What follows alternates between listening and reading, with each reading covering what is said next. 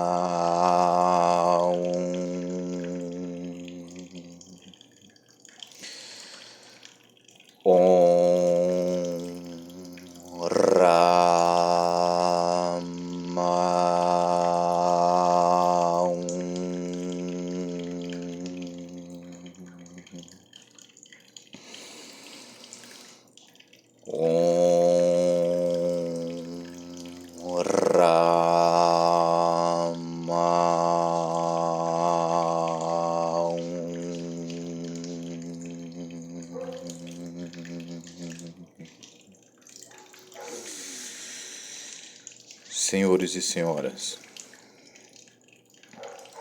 visualize uma luz no centro do seu cérebro. Visualize essa luz se expandindo e iluminando a partir do centro do seu cérebro, descendo pela coluna espinhal até a base da coluna espinhal. Essa luz se expande, ilumina todo o seu corpo interior. Você se desprende do seu corpo, se eleva até para fora do planeta. Visualize o planeta à distância. Agora projete para o planeta amor. Amor, amor, justiça, justiça, justiça.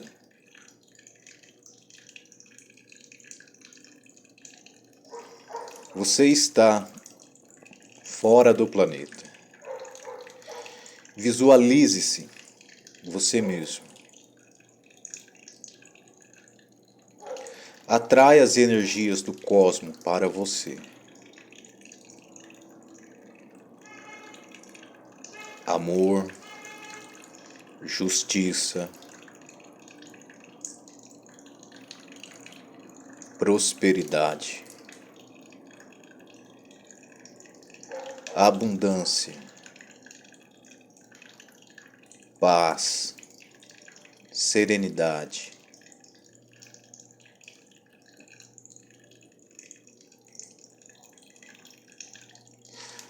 Assim seja, assim é.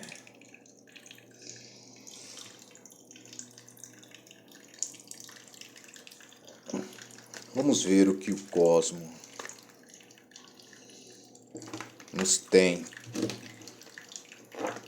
a comunicar neste mês de julho, mês de julho. Mentores da egrégora de Virgem, nos comunique as energias do mês de julho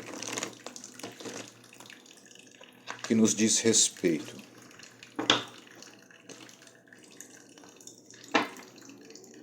As boas notícias.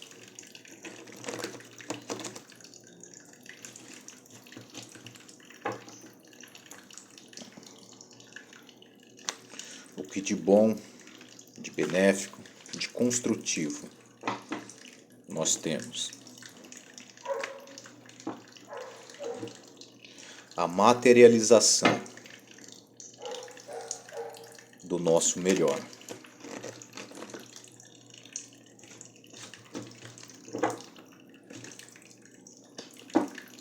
Mês de julho, muito ouro, muitos metais nobres, ouro, ouro, ouro.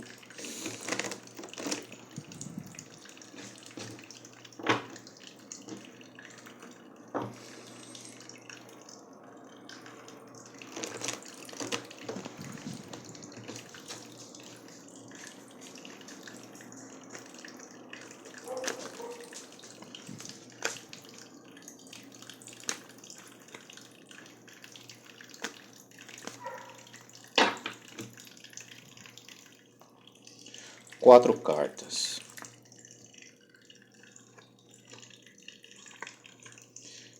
E a energia geral. Muito ouro.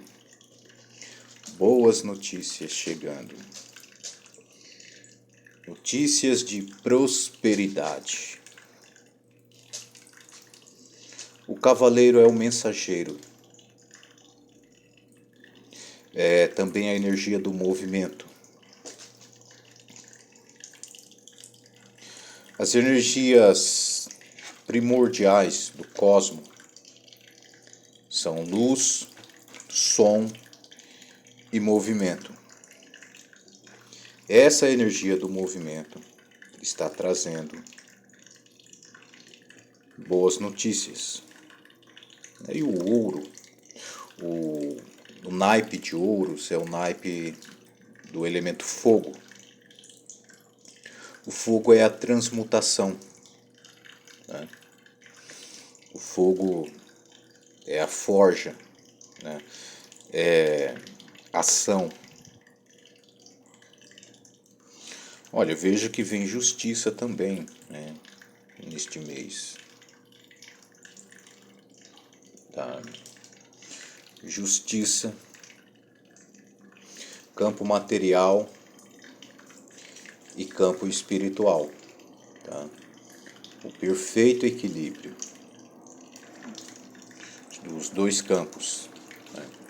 Tanto que a redução teosófica desse número resulta em 2. Né? O 8 também é um número de movimentos. Tá? O 8 ele é o símbolo do infinito. Tá? O naipe de espadas é o naipe do ar, né? O naipe das ideias, né? E também da justiça, né? Do justo e perfeito. Emoções também, né? Completude do campo emocional. Né? E essa completude do campo emocional, as emoções e os sentimentos, né?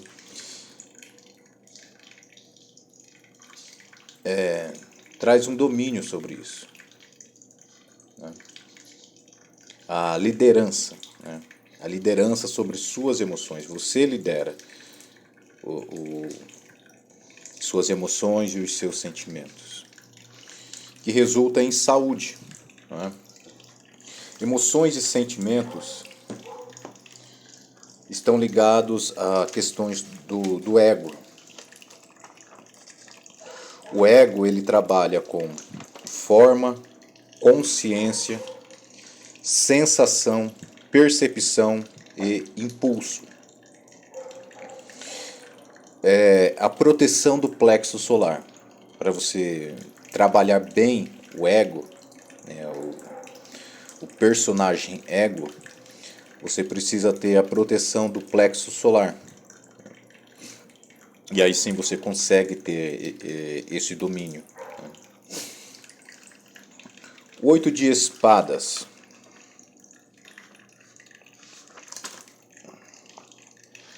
Vamos ver. Desvendar o 8 de espadas. Representa os grandes mestres inspirados pelo conhecimento do oculto e fé no transcendente. É proteção e defesa.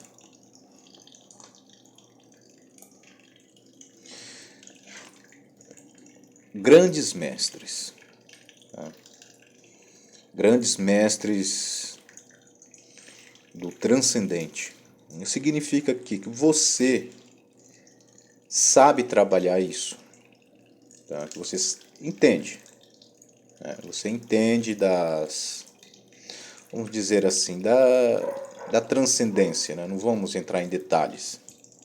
Você sabe o que faz. Você sabe fazer algumas coisas que trazem resultados.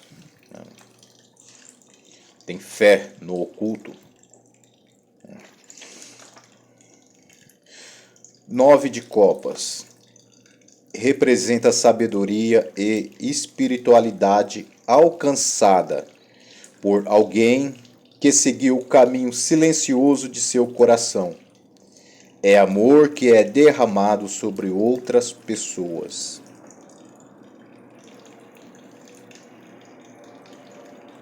Isto é característica de quem alcançou a maestria. A rainha de copas é a mãe que cuida e alimenta suas crianças e os irmãos mais jovens. Sua virtude é a de confortar os tristes ou os feridos até que recuperem sua saúde e autoestima. Essa carta está muito ligada à justiça. Tá? Justiça é reequilíbrio. Justiça trata-se de reequilíbrio, né? De balizar o caminho, sabe? Nem à direita, nem à esquerda. Porque existe no cosmos, pelo menos neste universo, a lei dos opostos. A lei dos opostos, ela implica em que o bem não é maior do que o mal, e nem o mal é maior do que o bem. Essas duas energias, elas coexistem em perfeito equilíbrio. É por isso que nós vemos no planeta lugares onde são menos agradáveis e lugares onde são mais agradáveis. Porque essas harmonias no planeta estão em desequilíbrio. O ideal era que toda a civilização humana tivesse o mesmo padrão material e espiritual. Mas não tem, está em desequilíbrio. Então você observa lugares no planeta, né, regiões onde a vida é mais favorável para a espécie humana e outros lugares onde a vida, a existência é mais desfavorável. Entende? A justiça representa o reequilíbrio das coisas, a ordem perfeita, a limpeza, a determinação, a sobriedade, a austeridade e a clareza. É contrária à subjetividade, à ambiguidade ou à incerteza. A justiça é mais um ato de consequência do momento do que um processo em qualquer direção. A justiça é a vontade constante e perpétua de dar a todos o que lhes é devido. Suas decisões são projetadas ao longo do tempo. A justiça toma suas decisões durante as horas silenciosas da noite. Nenhuma pressão é permitida. nem por meio de promessas ou pelas circunstâncias, mas a lentidão do processo pode causar ansiedade ou ao inocente e beneficiar o culpado. Tá? A justiça, ela pede sobriedade no processo. Compreende? Temperança no processo. Tudo leva, para que seja justo e perfeito, é preciso ouvir as partes, né? Para que a justiça cósmica seja perfeita, justa e perfeita, ela precisa dar oportunidade aos dois lados de reverem seus atos, seus pensamentos, suas emoções, reverem seus conceitos. Então ela não ocorre de súbito, né? É um processo que leva um determinado tempo de amadurecimento. Tá bom? Então isso significa que precisa de temperança, né? Precisa aguardar, precisa dar tempo ao tempo, entendeu? A notícia, né, ela está a caminho, né? Ela não está ainda. Ela ainda não... vamos dizer assim, o veredito da justiça ainda não chegou, o resultado, né, do processo ainda não chegou. A justiça está deliberando em seu tribunal. Porém, as notícias já estão no caminho, né? Já há uma tendência, né, do resultado. Compreende? Isso aqui é muito bom. Cavaleiro de Ouro representa o ímpeto da juventude, o herdeiro de um grupo de pessoas. Sua projeção é o mundo social e mundano. Significa que isso aqui é material mesmo, tá? É coisa material. Algo material que está chegando, tá? Bens materiais, né? Satisfação, reparação, né? Esse tipo de coisa. Herança também, isso fala sobre herança. Ou seja, algo que lhe é de mérito, é um mérito que você tem, né? Vamos por assim, em questões de network, né? Questões de trabalho. O seu reconhecimento e uma nova proposta comercial, entende?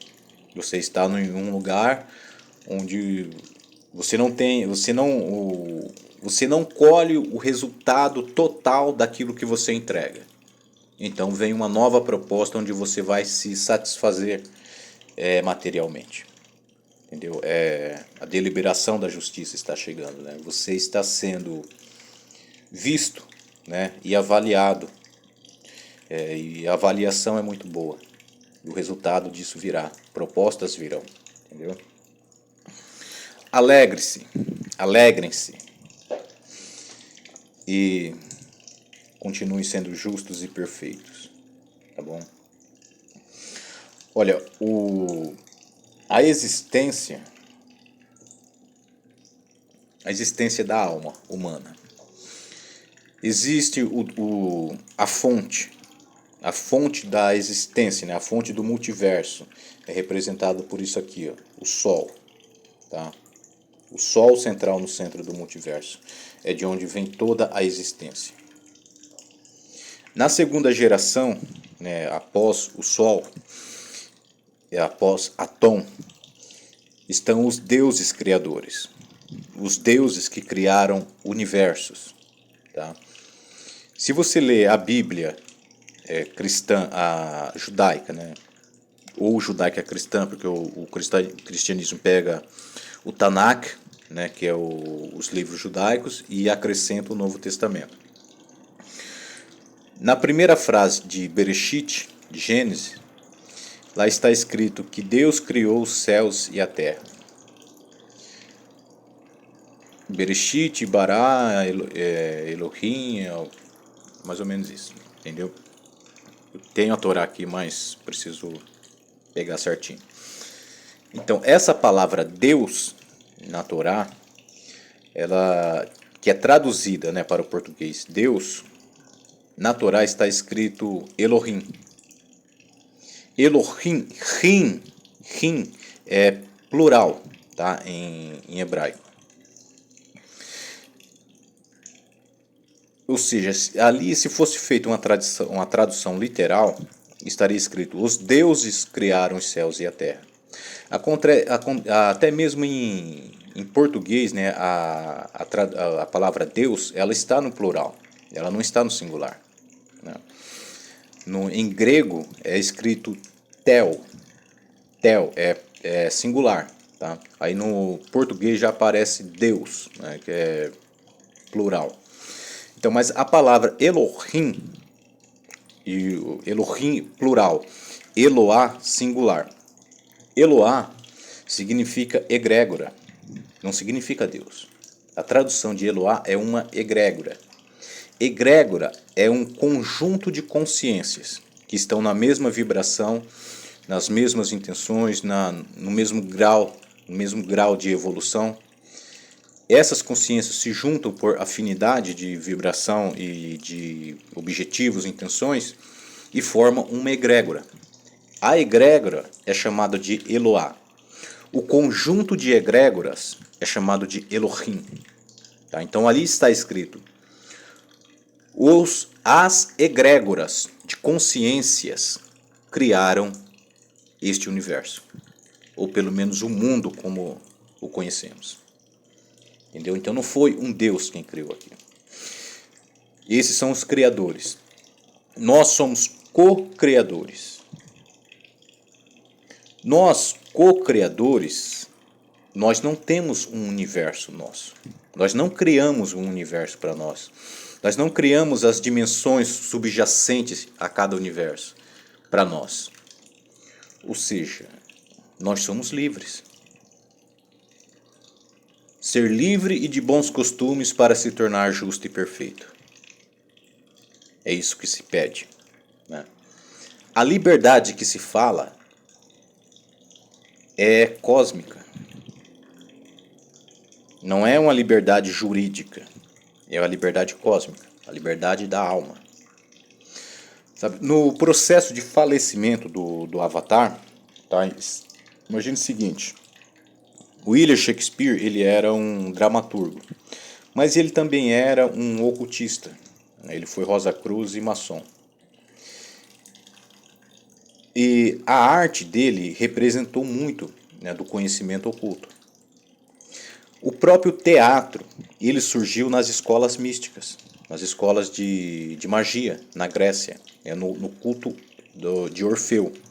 Tá?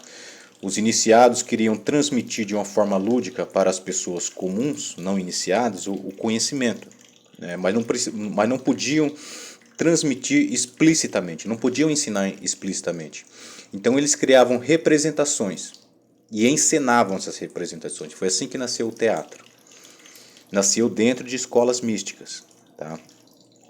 O ego é...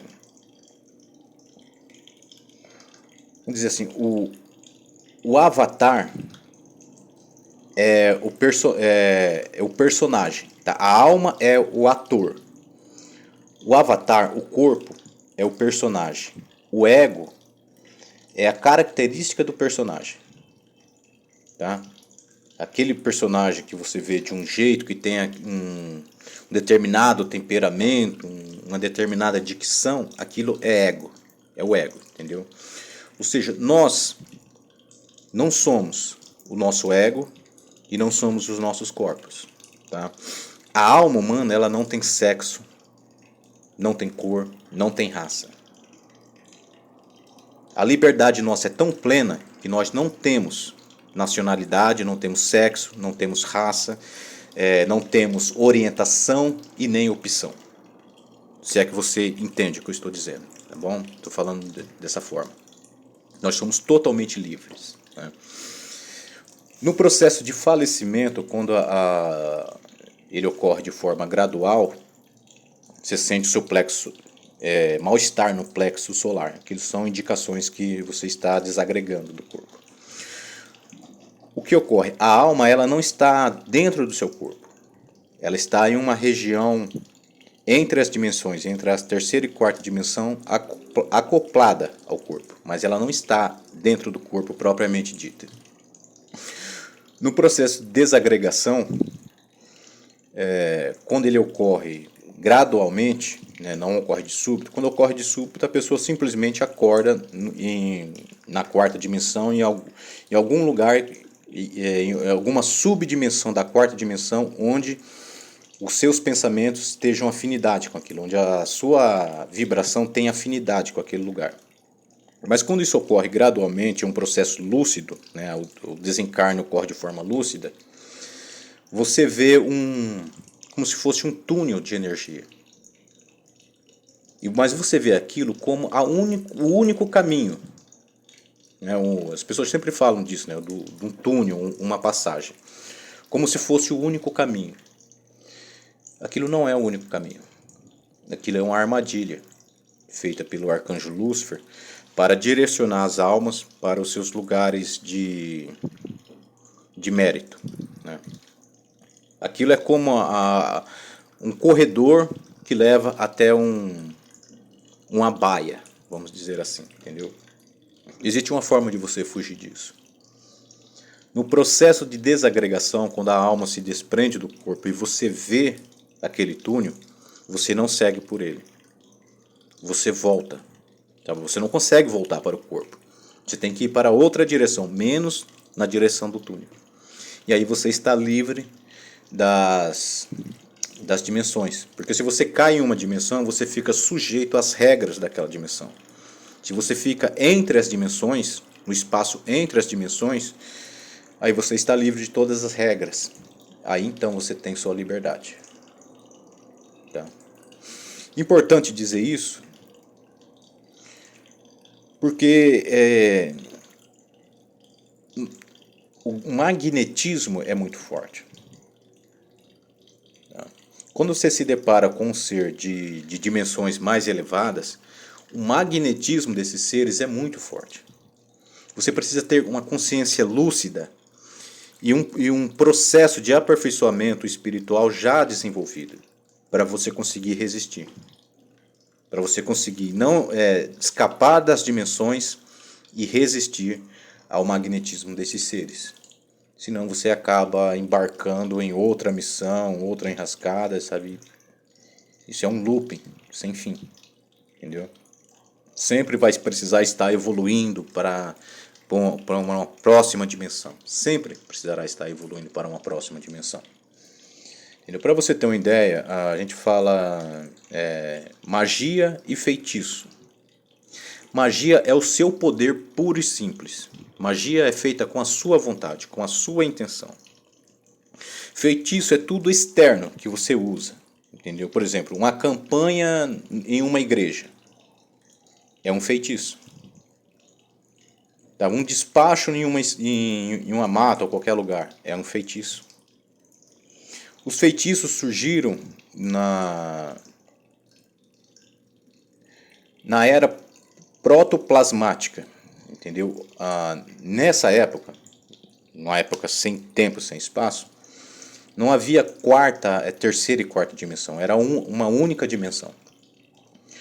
E os seres humanos eram como os animais hoje em dia, né? Hoje o ser humano se alimenta de animais. Na época, o ser humano era o alimento de outros seres criado pelos deuses criadores, né? E isso era um problema para a evolução humana. Então foi necessário o arcanjo Lúcifer vir interferir neste universo, né, através de guerras, né? E ele fez a separação entre dimensões, né? Ficou a terceira e quarta dimensão para os seres humanos, e estes seres mais antigos e mais sábios, mais poderosos, que nós chamamos de Jin, gênio, demônio, foram enviados para um outro universo. Mas eles queriam continuar se alimentando das energias deste universo. Então eles cooptaram seres humanos, né, convenceram seres humanos a fazerem oferendas a eles em troca de favores. Os seres humanos faziam oferendas que eles queriam e eles em troca retribuíam favores aos seres humanos. E assim surgiram os feitiços. Tá? E surgiu toda a história, né, da escravidão. A escravidão é você depender de alguma coisa, depender de alguém, depender de uma circunstância. Né? Até mesmo quando você faz uma adoração, é uma forma de submissão. Adoração é quando você adora um outro ser, você está em oculto, você está doando a sua energia para aquele ser o qual você adora. Ou seja, você doa o seu poder e a sua liberdade para ele, você se enfraquece e cada vez mais você se torna dependente dele. Entende? Ser livre é isso. É você ter consciência de quem você é, recuperar sua autoestima, o seu amor próprio, recuperar o seu poder, recuperar a sua divindade e optar por qual caminho seguir. Tá? Isso é a justiça. Tá? Isso é justiça. Esse trabalho ele é voltado para a expansão da consciência. É claro que nós falamos de coisas materiais aqui porque nós vivemos aqui, nós precisamos. Né? Mas no momento que você desperta o seu máximo poder, você consegue materializar o que você quiser. Tanto atrair quanto materializar o que você quer. E existem muitas provas disso. Muitos médiums, né, desenvolvidos dão provas disso, de materialização. Inclusive de ouro. Materializam ouro, entre outras coisas. Tá bom? Pense na justiça para este mês. Tá? Ela está no seu campo, no seu raio. Você tem a energia da justiça esse mês. Tá? A justiça será tanto feita em relação a você, quanto você tem o poder de fazer justiça em relação aos outros. Lembre-se, as energias semelhantes, elas se atraem. As energias diferentes se provocam e se equilibram pela quantidade. Entendeu? Todo desequilíbrio é compensado. E as energias semelhantes se atraem. Então, você tem a energia da justiça. Este mês você tem a energia da justiça. Mês de julho, né? Você tem a energia da justiça. Tanto essa energia ela vibra ao seu redor. Você tem a atração da justiça. Compreende? Então, seja justo e perfeito, vírgula. Assim seja. Assim é.